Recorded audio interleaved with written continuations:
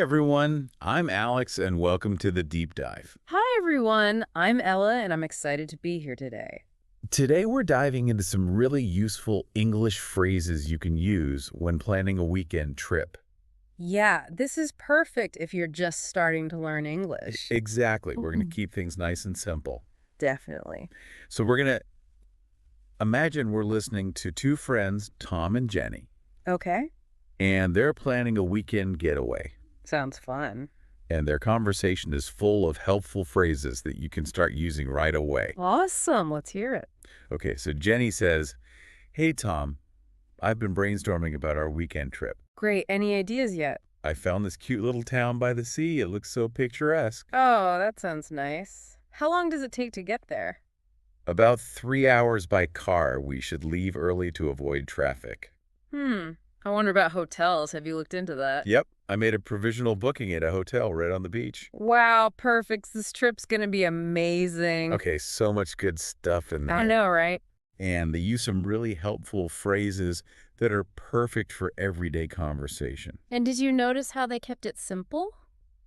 Yeah, Using easy words and short sentences? exactly. That's what we're aiming for. So let's break down some of those phrases, starting with brainstorming. Yeah, Jenny said, "I've been brainstorming about our trip." So what comes to mind when you hear that word? Well, I picture someone with like a ton of ideas popping up in their head. Yeah, like a storm of thoughts. Right. Exactly. And it's a great way to explore all sorts of options when you're planning something. Absolutely. And it's even better when you brainstorm with a friend. Oh, for sure. Like you could say, "Hey, let's brainstorm some ideas for our trip." Easy peasy. It's such a natural way to start a conversation about travel plans. Okay, so moving on, Jenny also mentioned this picturesque town by the sea. Oh, I love that word, picturesque. Me too. It just sounds so charming. It makes me think of a place so pretty you'd see it on a postcard. Yeah, like something you just have to take a picture of. Totally. So remember, picturesque means really, really pretty. Got it. Okay, so they've got this picturesque spot in mind, Right. but now they need to figure out how to get there. The logistics. And Ginny says it takes about 3 hours by car. Yes, the classic question. How long does it take to get there? You'll use that one all the time when planning a trip. All the time. And to make sure they have a smooth journey, Ginny suggests they leave early to avoid traffic. Smart move, especially if you're driving. Yeah, those two phrases can save you so much stress. Definitely. Leave early just means start your trip sooner rather than later. Makes sense. And avoid traffic means try to miss those times when the roads are super busy. Easy. Now let's talk about finding a place to stay. Yeah, Tom asks, have you looked into that? Meaning, have you found a hotel yet? And Jenny's on top of it. She says she made a provisional booking.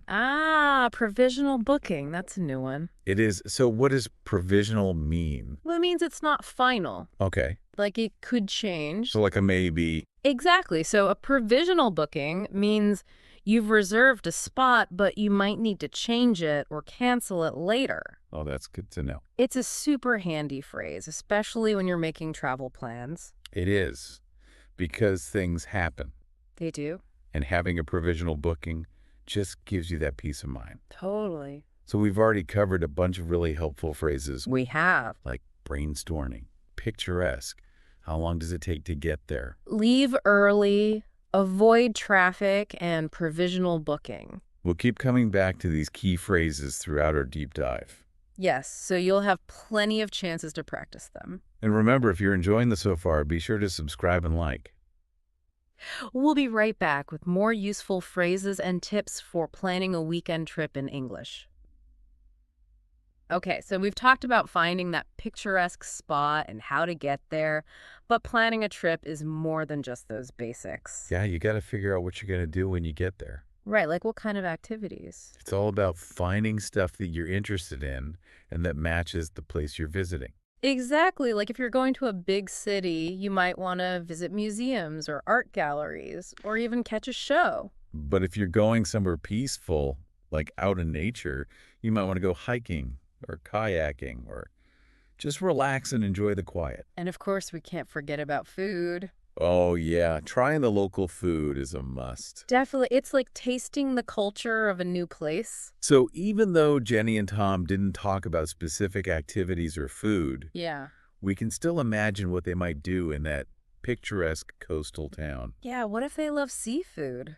Ooh. Maybe they could find a local restaurant known for its fresh catch. Now I'm picturing like a plate of grilled fish in that salty air. And maybe after dinner, a walk along the beach watching the sunset.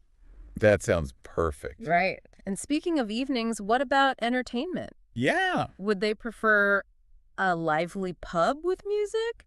Or maybe a cozy wine bar with a view? Hmm. That's a tough choice. It is. But these are the fun things to think about when planning a trip.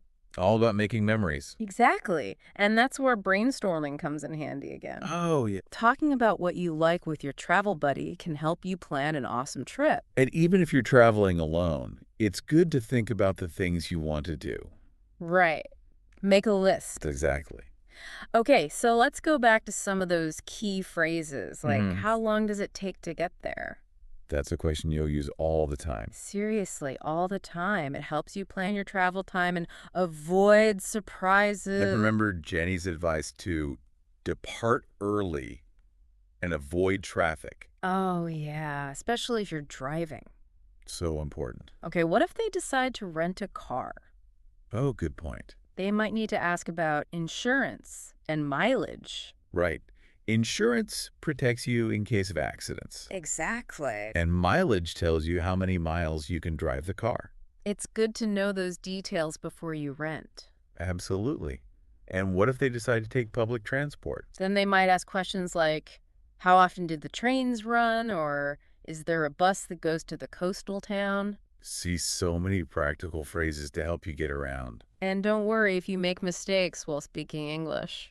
The important thing is to keep practicing. Right. The more you use these phrases, the easier it gets. Exactly. Yeah. Now let's talk about something that can be tricky. Oh. What about unexpected changes? Ooh. Like what? Like if the weather suddenly turns bad or if your flight gets delayed? That's never fun. It's true, even the best plans can go wrong. Yeah, that's when you need to be flexible. And have a good attitude. Exactly. So let's say Jenny and Tom arrive at that cute coastal town, Oh, okay.